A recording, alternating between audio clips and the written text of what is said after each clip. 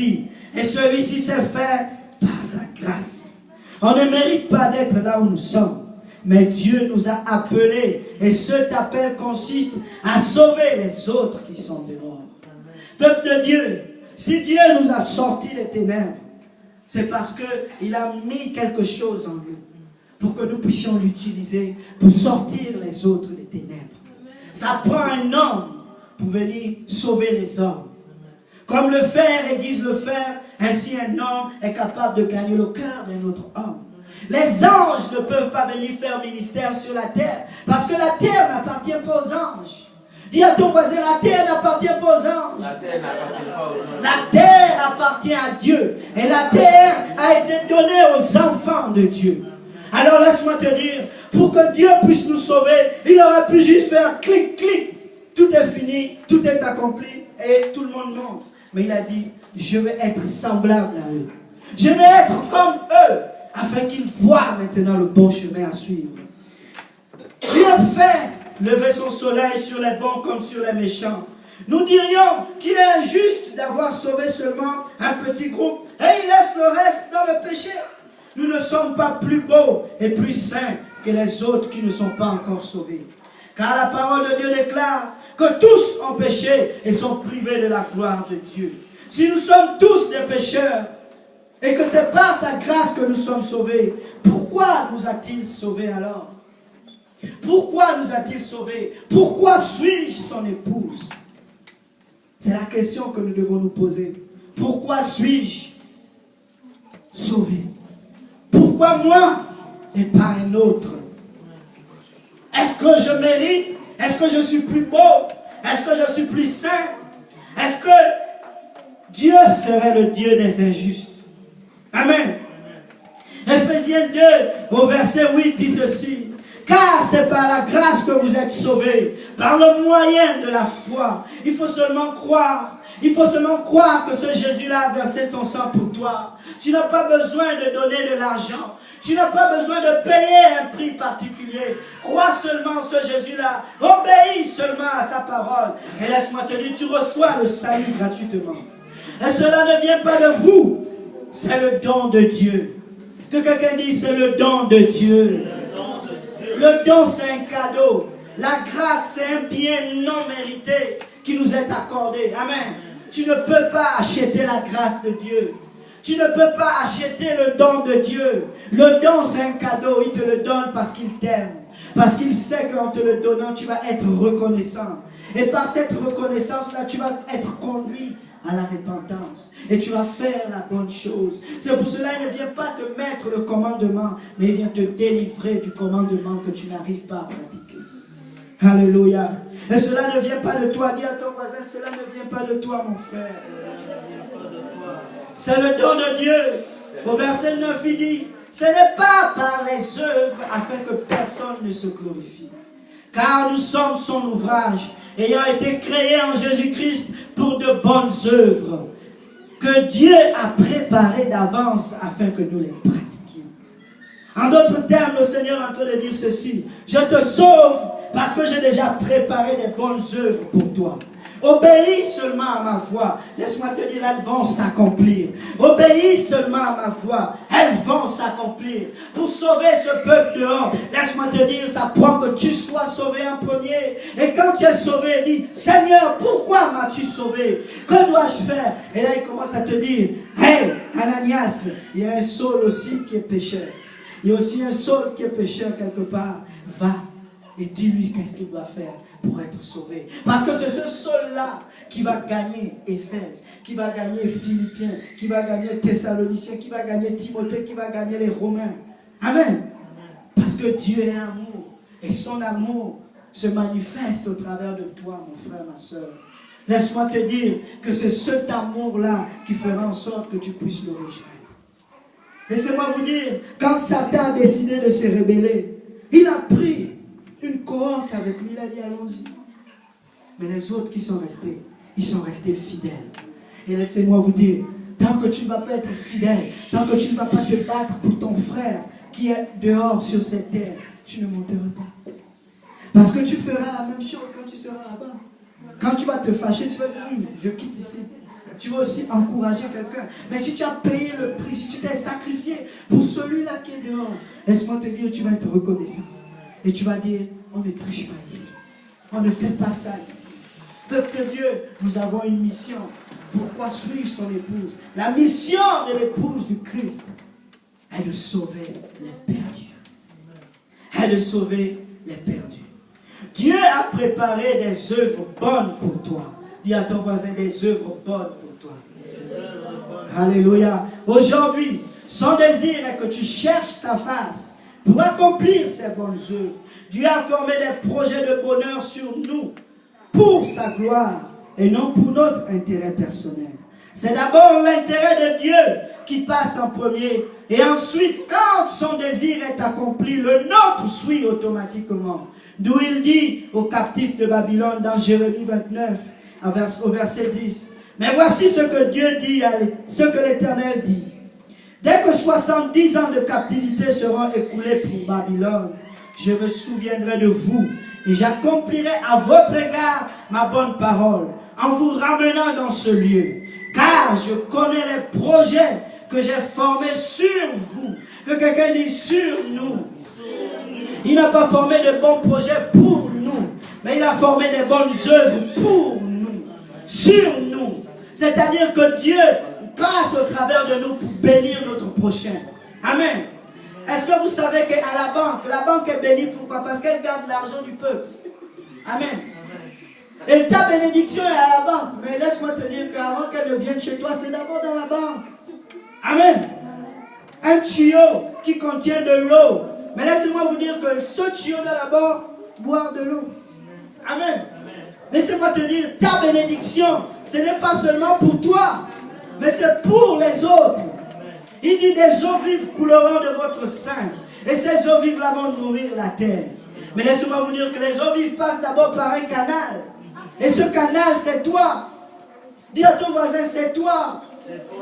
Alléluia. Il dit encore au verset 11. Car je connais les projets que j'ai formés sur vous, dit l'Éternel. Projets de paix et non de malheur. Afin de vous donner un avenir et de l'espérance.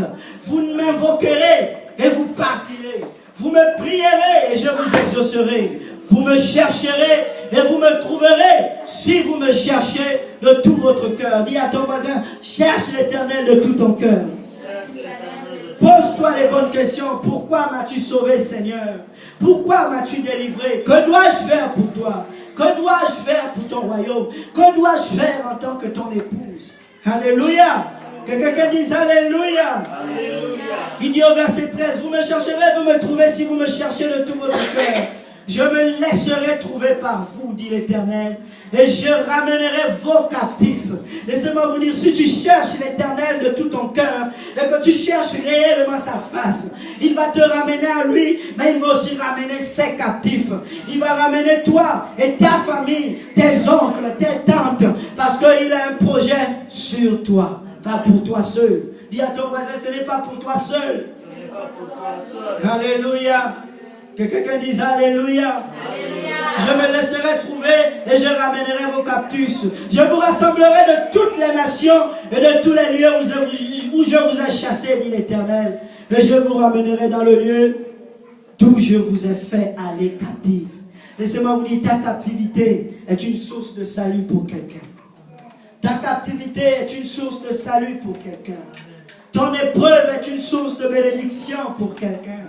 Laisse-moi te dire que Job aujourd'hui est reconnu comme ce Job de persévérance parce qu'il a accepté de porter l'épreuve. Amen. Sans Job, nous ne serions point encouragés. Si on ne lisait pas Job, on ne serait pas là aujourd'hui. Amen. Si ce David n'avait pas accepté toutes ces épreuves, laissez-moi vous dire, le peuple d'Israël ne serait pas là. Alléluia.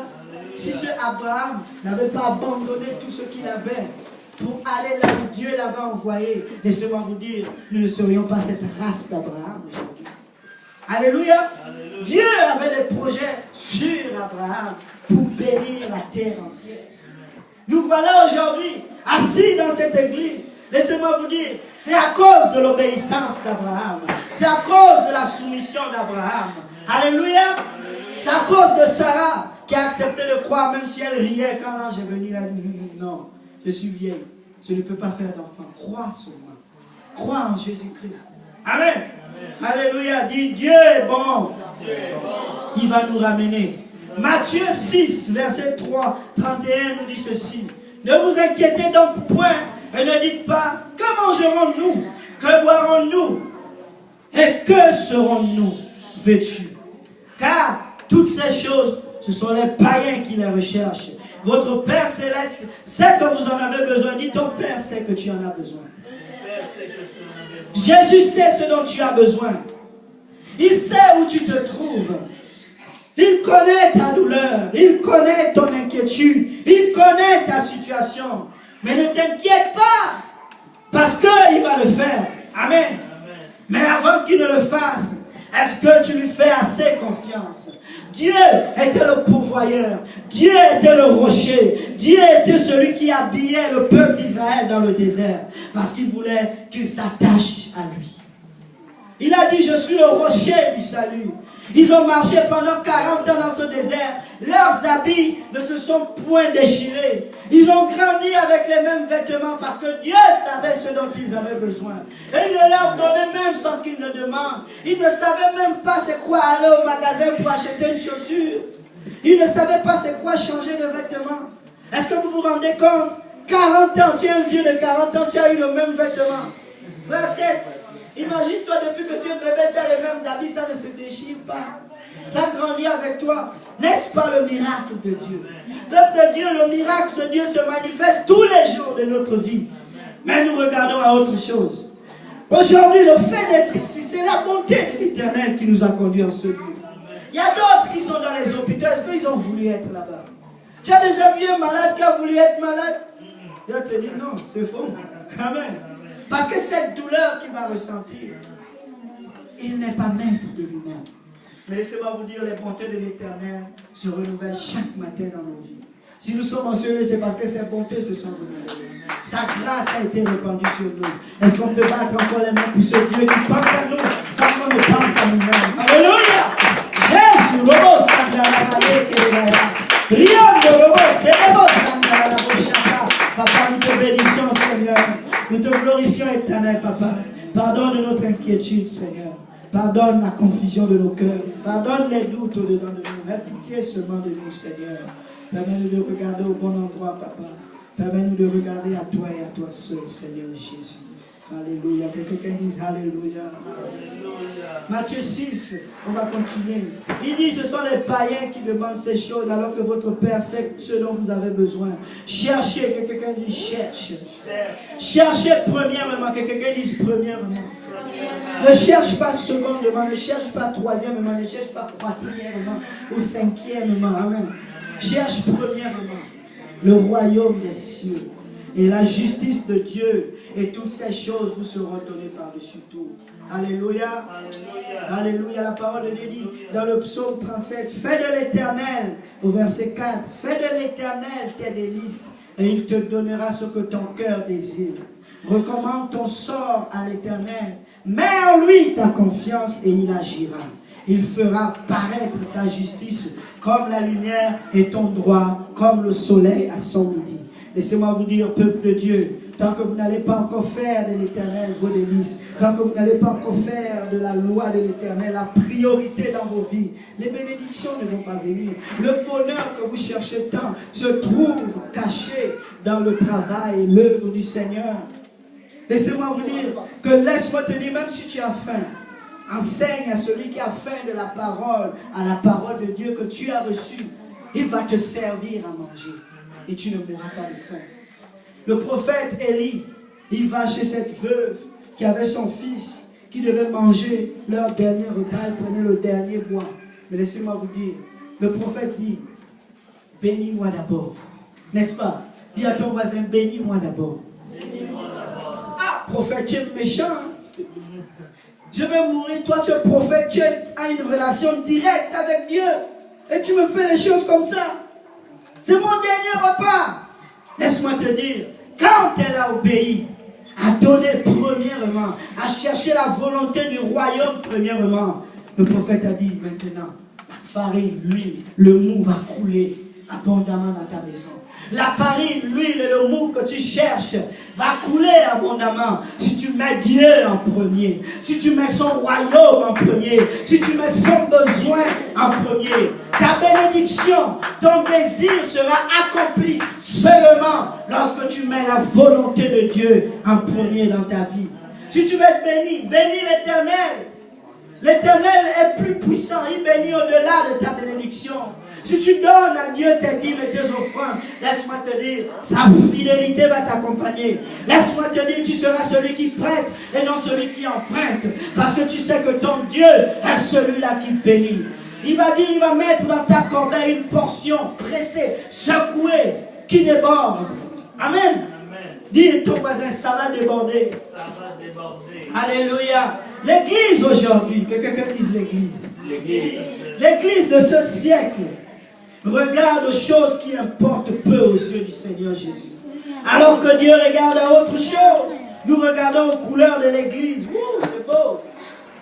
Pourquoi on n'a pas mis cette peinture? Pourquoi le pasteur est habillé comme ça? Pourquoi il parle comme ça? On regarde à ces choses alors que Dieu regarde au cœur. Alors que ton Dieu est en train de regarder à ce que tu es capable de faire. Dis à ton voisin, Dieu ne regarde pas aux couleurs de l'église. Alors on regarde la façon dont le message est apporté. Mais Dieu regarde à cette âme-là qui cherche Dieu. Mais il ne trouve personne pour intercéder. Il ne trouve personne pour prier. Personne n'a le temps. Amen. Il veut atteindre au travers de toi cette âme. Dieu regarde le talent qu'il a mis en toi pour l'utiliser et pour qu'il porte du fruit. Mais nous nous comparons les uns les autres dans la maison de Dieu. Nous venons dans la maison de Dieu et disons, moi aussi je vais être à la chair. Moi aussi je vais jouer à la batterie. Moi aussi je sais chanter. Moi aussi. Mais personne ne dit, moi aussi je vais évangéliser. Personne ne dit, moi aussi je vais aller enseigner une étude biblique. Personne ne dit, moi aussi, je vais prier. Personne ne dit, moi aussi, je vais intercéder dans l'obscurité. Là où personne ne voit, je vais être celui-là. Peuple de Dieu, laissez-moi vous dire que c'est l'orgueil de notre vie qui nous pousse à nous comparer les uns les autres. Dis à ton voisin, l'orgueil. C'est l'orgueil qui empêche la bénédiction d'être déversée. Est-ce que vous savez que Dieu résiste aux orgueilleux, mais il fait grâce aux humbles? Aujourd'hui, on se plaint. L'église n'a pas de miracle. L'église n'a pas de prodige. L'église du livre des actes, les actes. Mais ils avaient le cœur dans la maison de Dieu. Ils partageaient tout ce qu'ils avaient. Ils restaient tous les jours dans la maison de Dieu. Toi, tu veux les miracles? Est-ce que tu donnes ta vie tous les jours dans la maison de Dieu? Amen. Si vous voulez avoir les bénédictions de cette église-là, il fallait être dans cette chambre haute en train de prier pour attendre le Saint-Esprit. Il fallait être là, ces 120-là qui disaient, Seigneur, les 5000 autres sont partis, mais nous restons fidèles. Il faut que tu sois fidèle dans les petites choses avant que Dieu ne te donne des grandes choses. Si Dieu vous envoie 3000 bébés, est-ce que vous seriez capable de les nourrir jour et nuit? Parce qu'ils auront des besoins.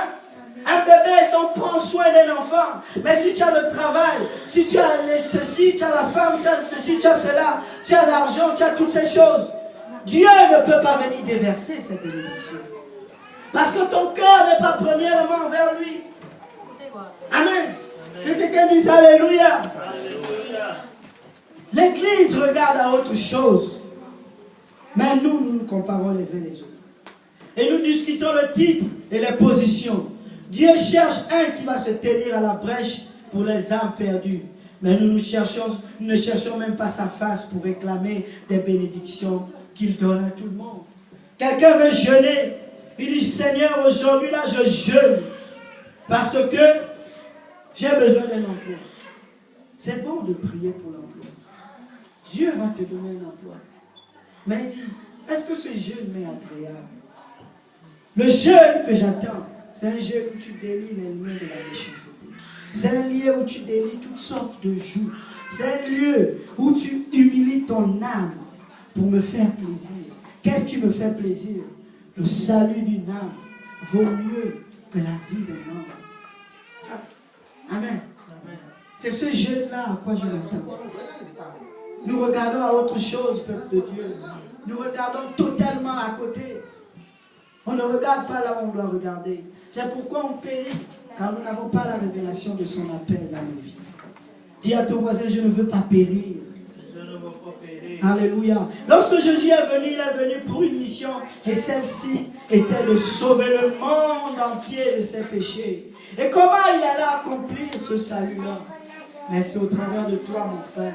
C'est au travers de toi, ma soeur. C'est au travers de toi, Bikra. C'est au travers de toi, frère Terre. C'est au travers de toi, papa d'Albadou. Amen. C'est au travers de toi, frère Joël, que Dieu va accomplir cette mission-là. Et il compte sur son épouse pour lui venir en aide. Quand Dieu a dit, Adam, tu es Adam. Maintenant, partage, regarde toutes ces brebis, regarde tous ces béliers, donne-leur des noms. Il ne trouva aucune aide semblable. Et Dieu a dit, dors un peu, je prends ta côte, je forme une épouse qui te sera semblable à toi. Elle sera une aide. L'épouse du Seigneur Jésus-Christ, c'est l'aide de l'Éternel. Quand Jésus-Christ est allé à la croix, laissez-moi vous dire, sur son côté, le sang et l'eau ont coulé. Il a été percé sur le côté pour former cette église-là. Il a été percé sur le côté pour te créer toi. Amen. C'est son amour qui allait jusqu'à la croix pour toi. Et il dit, si tu veux être digne de moi, il faut aussi que tu portes une croix. Alléluia. Alléluia. Est-ce que tu es encore heureux? Alléluia. Ok, on va savoir ça tout de suite. Le Seigneur nous aime. Dis à ton voisin, Jésus t'aime. Il est mort à la croix pour toi. Alléluia. Il a formé son épouse de la côte. Et elle porta le nom d'Ève dans Genèse au chapitre 3. Ève signifie la mère de tous les vivants. Laisse-moi te dire, tu es son épouse parce que tu es appelé à donner du fruit. Amen. Tu es appelé à donner vie à tous ceux qui sont morts dehors, pour que tu sois appelé cette épouse glorieuse, parce qu'elle donne vie. Amen. L'épouse ne peut pas donner ce qu'elle ne reçoit pas. Mais le Seigneur dit, tu es la lumière du monde. Tu es le sel de la terre. Tu es cette maman-là qui va porter les enfants à ton Seigneur. Et quand il reviendra, il va te voir, glorieuse. Elle a porté du fruit. Elle est cette mère marchande-là qui dit, Seigneur, il manque le pain à la maison, je vais aller chercher le pain. Les enfants ont faim, les enfants ont soif, je vais leur donner à manger. Les enfants ne sont pas vêtus, je vais les vêtir. Amen. Laissez-moi vous dire, le Seigneur dit ceci, quand je suis nu, est-ce que vous m'avez vêtu? Quand j'avais soif, est-ce que vous m'avez donné à boire? Quand j'étais nu dehors, quand j'étais orphelin, abandonné, est-ce que vous m'avez soutenu? Quand est-ce que nous l'avons fait, Seigneur? Il parle à ses disciples. Il leur dit ceci, à chaque fois que vous avez fait cela, à l'un de ces petits dehors, vous l'avez fait pour moi. Amen. Dis à ton voisin, tu fais cela pour ton Seigneur. Alléluia. Voici le battement du cœur du Seigneur à cette heure-ci, peuple de Dieu. Proverbe 24, au verset 11. Délivre ceux qu'on traîne à la mort, ceux qu'on va égorger, sauve-les. Verset 12. Si tu dis, ah oui, nous ne savons pas, celui qui pèse les cœurs ne le voit-il pas?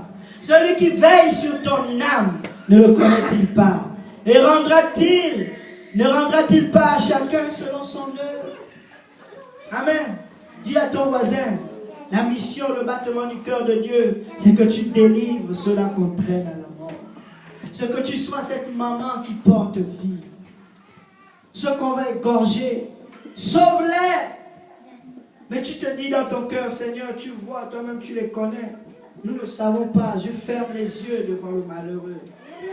Il dit, celui qui pèse les cœurs ne le voit-il pas? Celui qui veille sur ton âme ne le connaît-il pas? Il va te rendre en fonction de ton œuvre. Parce que ton œuvre qu'il a préparée d'avance, c'est pour le salut de ceux-là qui sont traînés à la mort. L'œuvre que Dieu a préparée pour toi, c'est pour que tu sauves les perdus. Amen.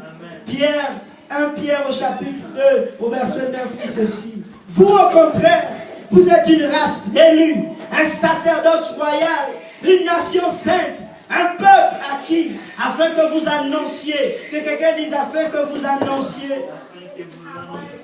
afin que vous annonciez les vertus de celui qui vous a appelé des ténèbres à son admirable lumière. Verset 10 dit ceci: vous qui autrefois n'étiez pas un peuple, et qui maintenant êtes le peuple de Dieu, vous qui n'aviez pas obtenu miséricorde, et qui maintenant avez obtenu miséricorde, bien-aimés, je vous exhorte comme étrangers voyageurs sur la terre, et de vous abstenir des convoitises charnelles qui font la guerre à l'âme.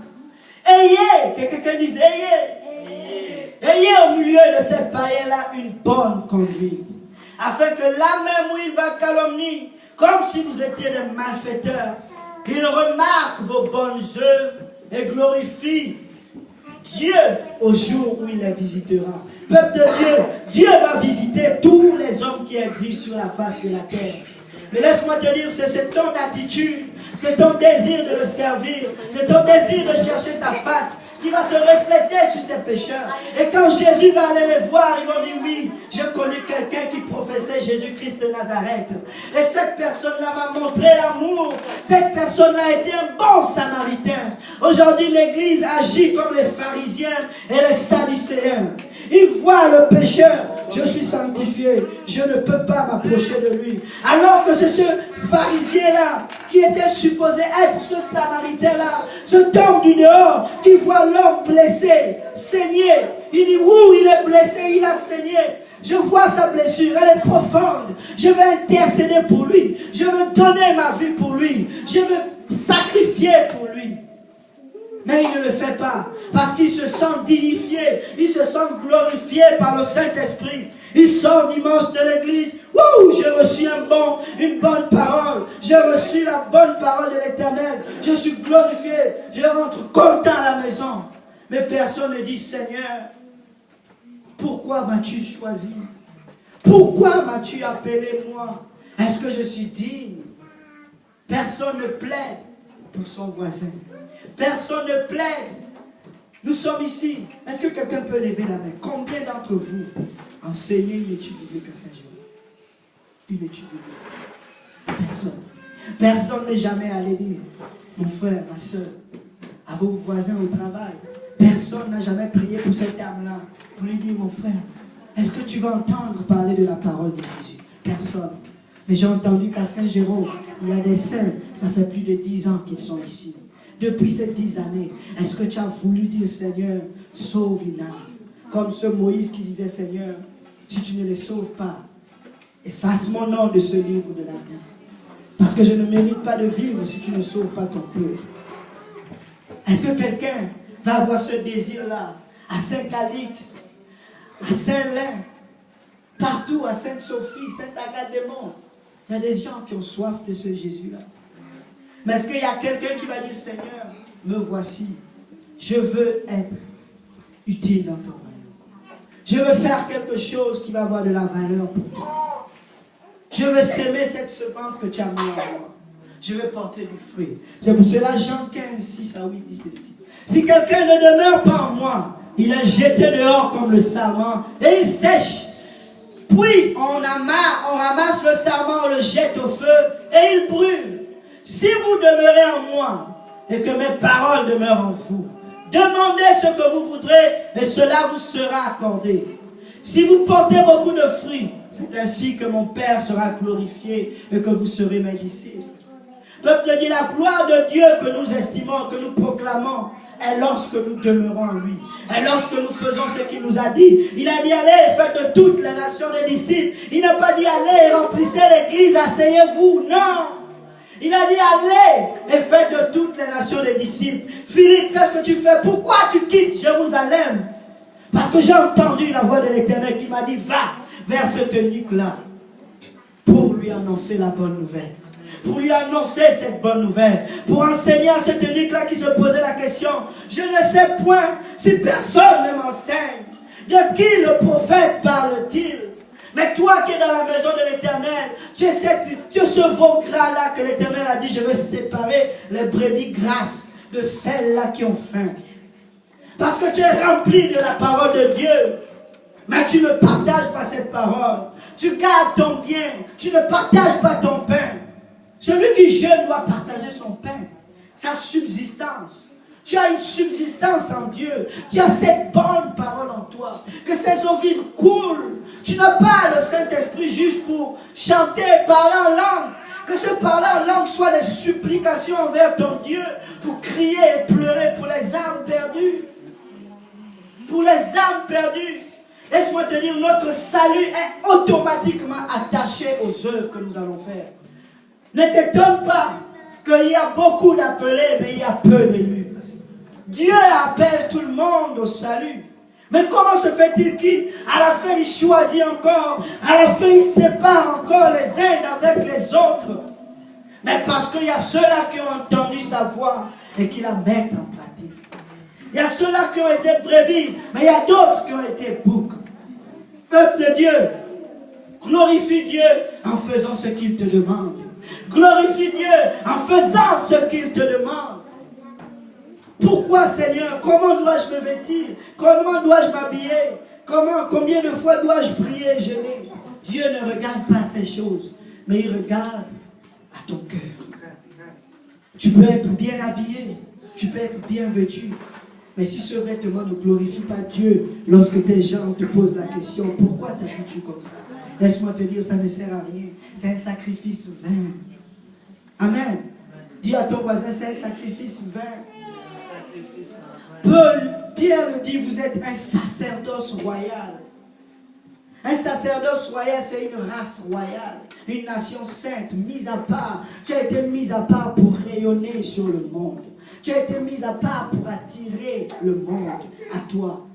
Un sacerdoce, c'est quoi un sacerdoce? Une vocation, c'est quoi une vocation? C'est l'appel de Dieu dans nos vies. Une vocation, c'est une convocation sainte de Dieu qui nous appelle à être au service du Seigneur. Lorsque Aaron a été appelé, il a été appelé pour servir le Seigneur en faveur des pécheurs. Un souverain sacrificateur, c'est celui-là qui se tient entre Dieu et le peuple.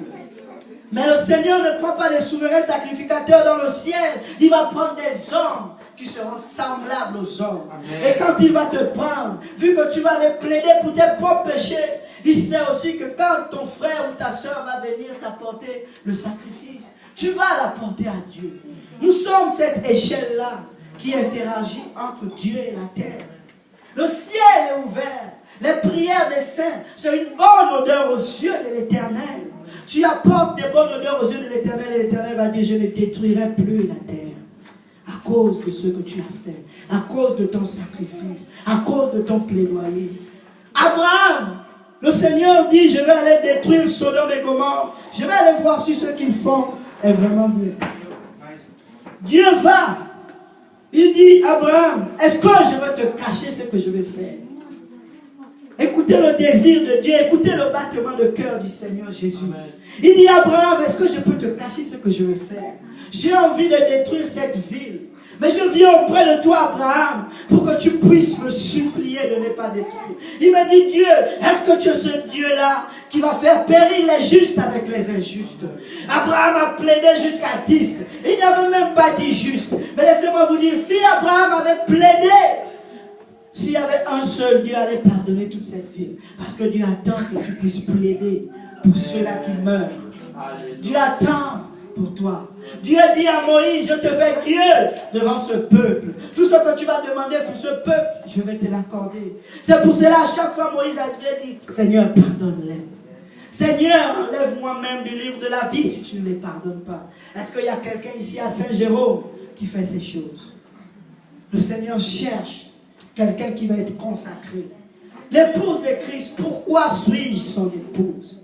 Pourquoi suis-je appelé? Pourquoi j'ai cette vocation? Pourquoi Dieu m'a choisi et pas mon voisin? Peuple de Dieu, c'est le temps de se lever. Dis à ton voisin, c'est le temps de se lever. Alléluia. Vous serez pour moi un royaume de sacrificateurs et une nation sainte. Hébreu le dit au chapitre 5. En effet, tout souverain sacrificateur pris du milieu des hommes est établi pour les hommes dans le le service de Dieu. Si Dieu te sauve, c'est pour que tu sois un sacrificateur pour les hommes qui ne sont pas encore sauvés. Que tu puisses être celui-là qui apporte le sacrifice, celui-là qui prie, celui-là qui évangélise, celui-là qui exhorte, celui-là qui enseigne, celui-là qui donne, celui-là qui plaide. Amen. Que quelqu'un dise Alléluia.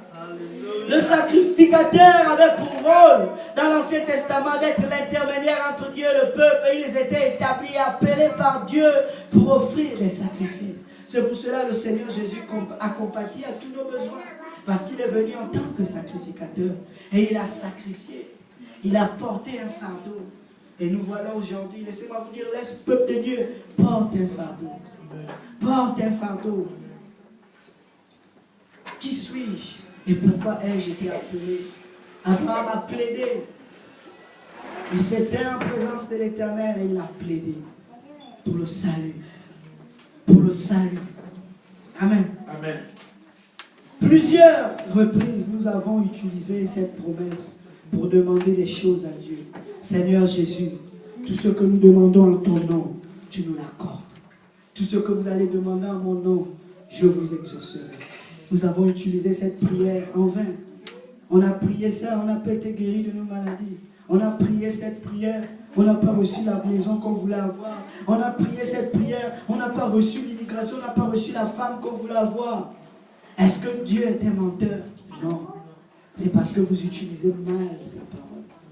Il dit, quand vous me demandez ces choses, demandez-moi le salut.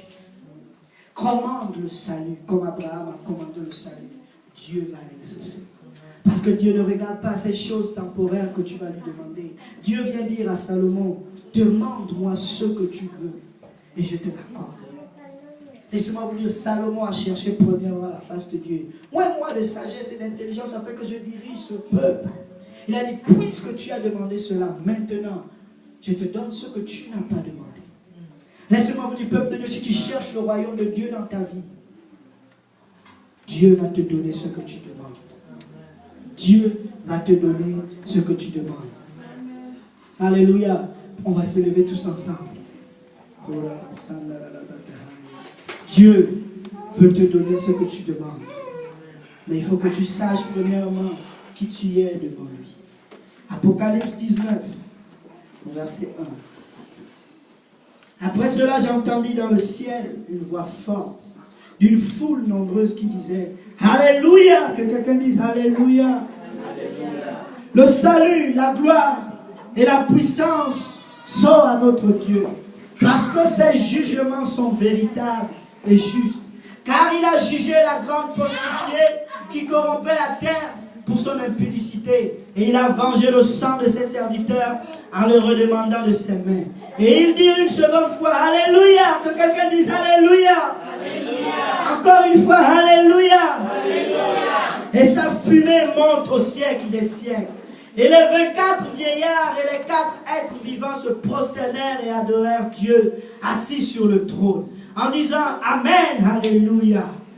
Et une voix sortit du trône disant Louez notre Dieu, vous tous ses serviteurs, vous qui le craignez, petits et grands.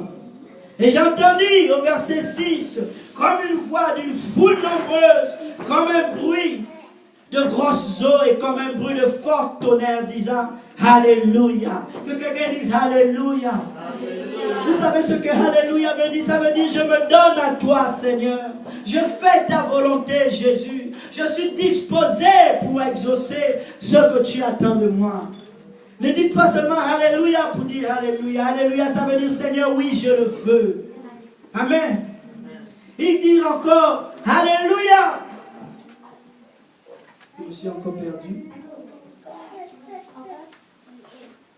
Ils disent encore, on va relire au verset 6, et j'ai entendu comme une voix d'un peuple nombreux, comme un bruit de grosses eaux et comme un bruit de fort tonnerre, disant Alléluia, car le Seigneur notre Dieu Tout-Puissant est entré dans son règne. Réjouissons-nous, soyons dans l'allégresse et donnons-lui gloire. Car les noces de l'agneau sont venues et son épouse s'est préparée. Que quelqu'un dise son épouse s'est préparée. Et il lui a été donné de se revêtir d'un fin lin. Que quelqu'un dise un fin lin. Un fin lin éclatant, pur. Car le fin lin, ce sont les œuvres justes des saints. Ce sont les œuvres justes des saints. Cette robe blanche que tu attends de Jésus-Christ sera tes œuvres sur la terre. Peuple de Dieu, dans le livre de Matthieu, le Seigneur parle en parabole. Il dit, allez-y, mes serviteurs, allez-y chercher les conviés aux noces, allez-y chercher l'épouse. Et ils y vont, ils n'étaient pas dignes de venir aux noces. Parce que chacun s'occupait de ses affaires. Personne ne voulait enseigner une étude biblique. Personne ne voulait venir dans la maison de Dieu. Personne ne voulait prier. Personne ne voulait jeûner. Et il a dit, ils ne sont pas dignes, laissez-les. Allez-y chercher ceux-là qui sont dehors. Ceux-là qui écoutent la voix du Seigneur vont aller dehors. Ils vont aller chercher ceux-là qui ne sont même pas appelés aux noces. Et quand ils y vont, ils vont trouver tous les perdus, les blessés, les boiteux, les malheureux. Ils les amènent dans la maison de l'Éternel. Et voici l'Éternel dit à quelqu'un qui avait été appelé, toi mon frère, mon ami, laissez-moi vous dire, Dieu nous appelle ses amis parce que nous connaissons sa volonté. Il va toujours nous appeler son ami. Mais laissez-moi vous dire, malgré qu'il t'appelle ton ami, sa parole va être juste devant toi. Il a dit à Judas, mon ami, c'est comme ça que tu me trahis. Il a encore dit à celui-là dans le livre de Matthieu, mon ami, comment as-tu fait pour entrer dans ce lieu sans ta robe de noces? Il eut la bouche fermée. Et le Seigneur a dit, liez-le, jetez-le dehors, là où il y aura des graissements de temps et des ténèbres. Peuple de Dieu, nous sommes dans quelque chose de réel. Si tu ne fais pas tes œuvres, si tu ne travailles pas à ton salut avec crainte et tremblement, tu vas périr. Il faut travailler. Dis à ton voisin, tu dois travailler. Saint Jérôme est rempli d'âmes perdues. Combien d'entre nous prenons la journée pour intercéder, pour prier pour les âmes perdues? Combien d'entre nous demandons la face du Seigneur pour que nous allons enseigner l'étude biblique? Peuple de Dieu, j'ai imprimé les cartes ici. C'est le moment de sortir. C'est le moment d'aller et de laisser à Saint Jérôme, les Laurentines en entier, de savoir qu'il y a un Dieu. C'est le moment de se lever. Oui, pourquoi suis-je son épouse? Posez-vous la question, frère Tech. Pourquoi tu es l'épouse de Christ? Nous sommes appelés. Mais il faut qu'on détermine notre élection. Amen. Il faut qu'on détermine notre élection en fonction de nos œuvres. On ne vote pas quelqu'un qui ne fait rien. Les choses naturelles déclarent les choses de Dieu. On ne vote pas quelqu'un qui ne fait rien. Quelqu'un qui parle trop, il parle. Après, on veut qu'il quitte. On veut qu'il quitte le trône. Il nous fatigue. Laissez-moi vous dire, les choses naturelles déclarent les choses de Dieu. Peuple de Dieu, nous ne sommes pas dans un jeu vidéo. Nous sommes dans la réalité. Et Jésus-Christ est réel. Et il est le juge des vivants et des morts. Je ne suis pas en train de vous faire peur, mais je suis juste en train de vous réveiller. Réveillez votre esprit. Le réveil, ce sont ceux-là qui sont déjà sauvés, qui n'arrivent pas à voir ce qu'ils doivent faire.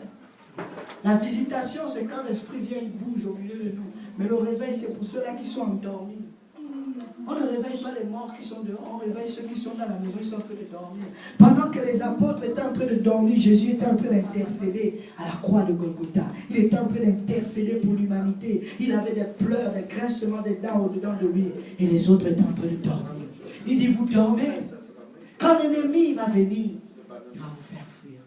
Peuple de Dieu, il y en a un ici à Saint-Jérôme qui va maintenant dire, cette église est ouverte. Combien d'entre vous sont déjà venus ici pour intercéder seuls? Combien d'entre vous m'ont demandé les clés, frère Roll, je vais aller prier pour ma vie. Frère Roll, cette étude biblique que tu nous enseignes, donne-moi aussi une charte. Je vais aussi aller enseigner ce que tu m'as donné. Je vais partager cette graisse que tu as mis en moi pour aller l'enseigner dehors. Combien de personnes sont venues à Saint-Jérôme vous enseigner la parole de Dieu? Ils ne vous ont pas caché les oracles de l'Éternel, avec pleurs, avec grincement des dents. Ils ont dit, Seigneur, nous allons faire ta volonté. Dieu a sauvé Moïse, il était beau aux yeux de Dieu, mais parce qu'il avait un objectif pour ce Moïse-là. Dieu a appelé Abraham, mais parce qu'il avait un objectif pour cet Abraham-là. Dieu t'appelle, c'est parce qu'il a un objectif pour toi. Amen. Il dit, j'ai choisi Abraham pour qu'il enseigne à ses enfants la voie droite de l'Éternel. Et il a mis Abraham à l'épreuve pour savoir s'il allait être un intercesseur. Avant de donner à Abraham toutes ces bénédictions qu'il a, il a mis Abraham à l'épreuve pour savoir s'il allait être un intercesseur. Peuple de Dieu, nous avons besoin de prier, nous avons besoin d'agir. Amen. Et nous allons agir. Parce qu'aujourd'hui, le Seigneur nous a donné la révélation de ce qu'il attend de nous. Un peuple qui est sans frein, c'est celui-là qui n'a pas de révélation. Mais celui-là qui observe la loi de l'Éternel. Dieu a dit, allez faire de toutes les nations des disciples. Il n'a pas dit, allez remplir l'église. Les mamans, Maman Sandra Maya, l'église c'est pour vous. Vous êtes supposé prier tous les jours ici. Tous les jours. Si vous ne travaillez pas, venez prier. Parce que votre salut dépend de cela. Est-ce que vous allez aller dire, Seigneur, me voici. Il va me dire, où est ta robe? Où sont tes œuvres? Où sont tes œuvres? Tu auras la bouche fermée. Tu auras la bouche fermée. Tu ne pourras rien déclarer devant lui. Le méchant n'ouvre pas la bouche devant la porte. Peuple de Dieu, le royaume de Dieu, cette église est bâtie en fonction de nos œuvres. Est-ce que vous savez que la nouvelle Jérusalem qui vient, le fondement, ce sont les noms de qui? C'est le nom de ces apôtres-là. Amen. Laissez-moi vous dire, ton œuvre va être la muraille de Jérusalem. Il dit, tu persévères jusqu'à la fin. Je te ferai de toi un pilier, une colonne. Tu ne sortiras plus jamais de mon temple. Peuple de Dieu, nous avons une part à jouer. Il a donné à certains des prières, des apôtres, des prophètes, des docteurs, des enseignants pour l'édification. Nous sommes ici en train d'être édifiés, en train d'être bâtis pour que nous puissions faire l'œuvre. Pour l'œuvre. Pour l'œuvre. Nous ne sommes pas ici juste pour être dans la joie. Nous avons la joie lorsque nous sommes entre frères. Nous avons du réconfort. Nous avons une bénédiction. Mais cela, c'est pour l'œuvre. Pour l'œuvre. Il se rencontrait à Jérusalem de temps en temps. Mais laissez-moi vous dire, Philippe a été appelé évangéliste parce qu'il évangélisait. Il ne restait pas à Jérusalem. Paul est allé vers les païens. Pierre est allé vers les païens. On lui a même posé la question, mais pourquoi tu vas chez ces païens? Peuple de Dieu, nous avons une mission. Nous avons un appel. Et c'est le moment de se réveiller. Parce que Jésus-Christ attend une épouse glorieuse. Une épouse qui est habillée et vêtue. La prostituée, c'est celle-là qui est dévêtue. La prostituée, c'est celle-là qui n'est pas habillée. Mais nous avons la révélation que celui-là qui fait les œuvres de l'Éternel se revêt. Lorsque nous revêtons Christ, nous revêtons ses œuvres. Soyez mes imitateurs, comme je le suis de Christ. Soyez les imitateurs de Dieu. Quand Dieu est venu sur cette terre, il a enseigné pendant 3 ans et demi, il a fait son œuvre. 3 ans et demi, c'est assez, peuple de Dieu. Ça ne prend pas 150 ans pour qu'on vous dise les mêmes choses. Réveillez-vous. Réveillez-vous et dites, Seigneur, je veux maintenant te servir. Nous passons le temps comme ces Sadducéens, ces pharisiens. On est occupé. On ne vient pas dans la maison de Dieu aucunement. On est occupé par les activités du monde. Mais laissez-moi vous dire, ces activités ne produisent aucune œuvre aux yeux de l'Éternel si vous ne gagnez pas une âme. Je préfère vous abandonner tous s'il y a une nouvelle âme qui vient ici. Je vais détourner mon message si je dois prêcher l'évangile pour que quelqu'un le reçoive. Parce que l'Éternel laisse 99 brebis pour aller sauver une seule brebis perdue. C'est ça notre attitude. Nous ne devons pas être satisfaits du mieux où nous sommes. Parce que Dieu continue de travailler avec nous. Amen. Dis, Dieu va travailler avec nous. Alléluia. Est-ce qu'il y a quelqu'un qui veut saisir de cette révélation? Je suis l'épouse du Christ et j'ai des œuvres à produire. On va prier tous ensemble. Ce n'est pas un message de découragement, mais c'est pour ouvrir nos yeux. Pour que nous puissions maintenant savoir qu'est-ce qu'on va faire. Que l'église soit un lieu de bataille et de combat. Que ce ne soit pas juste un lieu de balade. Amen. Regardez ces petits enfants, ils doivent être enseignés à l'école du dimanche. Est-ce que quelqu'un a ce talent-là? Est-ce que quelqu'un a cette habileté? Il va dire, oui Seigneur, je vais investir dans les enfants. Alléluia. Est-ce que quelqu'un a cette habileté-là de venir nettoyer l'église avant de venir? Regardez, il y a des papiers qui traînent. Il va dire, oui Seigneur, je vais être celui-là qui nettoie ton église. Est-ce qu'il y a quelqu'un qui va dire, Seigneur, je suis capable de prier, j'aime prier. Je vais être celui-là qui va intercéder pour les Laurentiens. Est-ce qu'il y a quelqu'un qui va dire, Seigneur, je suis alloué avec les enfants, je peux enseigner une étude biblique? Est-ce que celui-là va dire, je vais prendre une journée, 1 heure dans la semaine, une seule heure pour aller enseigner une étude biblique? Quand je dis à frère de haut va ouvrir la parole à l'autel, il dit moi. Non, frère de haut.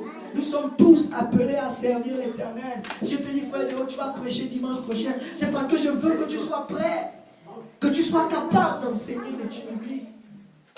C'est parce que je veux. Je vous pousse parce que je veux que vous soyez capable de faire quelque chose. Ne me regardez pas, moi je suis déjà un peu de faire ma part.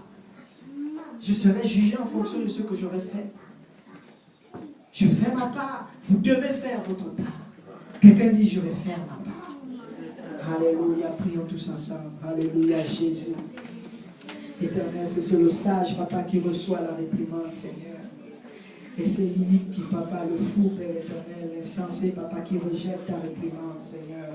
Tu châties ce que tu aimes, éternel des armées. Tu montres le chemin à ceux-là que tu aimes, papa. Tu montres la bonne voie aux pécheurs, Seigneur. Papa, nous ne voulons pas venir devant toi avec la fausseté, Seigneur. Mais nous voulons maintenant, papa, que tu nous montres, papa, le chemin. Que tu nous montres, papa, les œuvres que tu as préparées devant nous afin que nous puissions les mettre en pratique. Père éternel, révèle-nous ta volonté. Père éternel, permets-nous de prier et de chercher ta face. Car nous voulons te plaire, nous voulons, Père éternel, être là pour toi, pour te servir, Seigneur Jésus. Que ton nom soit glorifié dans nos vies, papa, au travers des œuvres que nous accomplissons pour toi. Que ton nom soit glorifié, papa. Que la gloire du Seigneur subsiste à jamais dans nos vies. Et qu'il se réjouisse de ses œuvres en nous. Mon fils, lorsque tu fais ma volonté, laisse-moi te dire mon cœur est dans la détresse et dans la joie. Rends ton Dieu joyeux, rends ton Dieu glorieux en faisant ce qu'il attend de toi.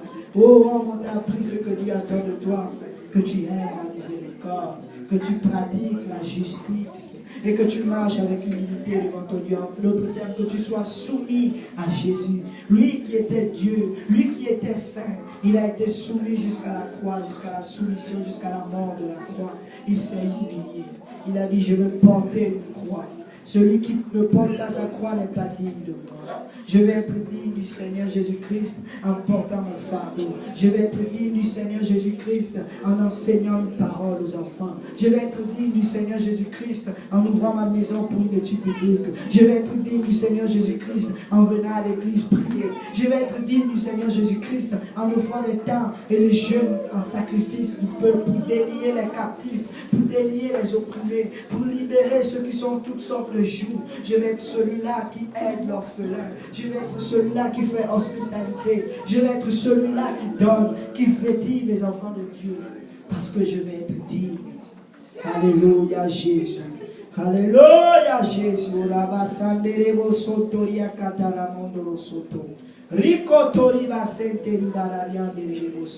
Réveille-nous du sommeil de la mort éternelle des armées. Réveille-nous des ténèbres de l'abîme, papa, afin que nous puissions nous saisir, papa, de ton appel, de ta vocation céleste, papa. Nous sommes un sacerdoce royal, Seigneur. Nous sommes un peuple de sacrificateurs. Alors positionne-nous dans le sacrifice et aide-nous à accomplir journalièrement notre sacrifice envers toi, Jésus.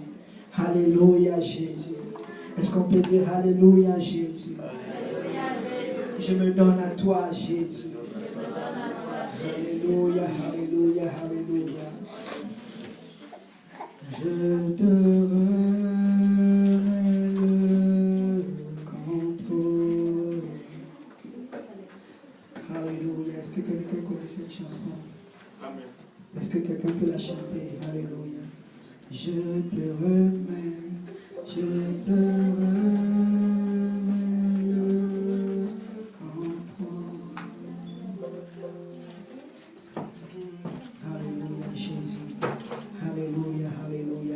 Seigneur, prends le contrôle, Seigneur Jésus. Prends le contrôle de nos vies, Seigneur. Prends le contrôle, Seigneur. Nous nous confions en toi, éternel des armées. Prends le contrôle. Prends le contrôle. Est-ce que quelqu'un va dire à son voisin, demande à Dieu de prendre le contrôle? Alléluia. Salut ton voisin, dis-lui, c'est dur, mais c'est bon pour moi. C'est dur, mais c'est bon pour moi. Alléluia. Est-ce qu'on peut battre encore les mains pour le Seigneur Jésus?